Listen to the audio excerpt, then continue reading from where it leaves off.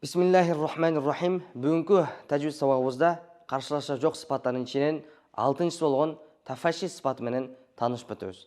Ат-тафаши деген сөз лексикалық мәнісі таралу, жайылу деген мәні туындырады. Ал эми терминик мәнісі тыбышты айтқан учурда ауа, үн, оозун ичинен жайылуусун айтат.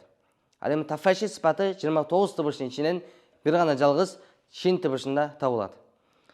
Мындайча айтканда, шин тыбыштын айтқан учурда үн оозун ичинде жана оозун ичине жайылып, тиштен арасында аралап жайылып чыккандыгы үчүн шин тыбышы тафаши сифаты менен аталат.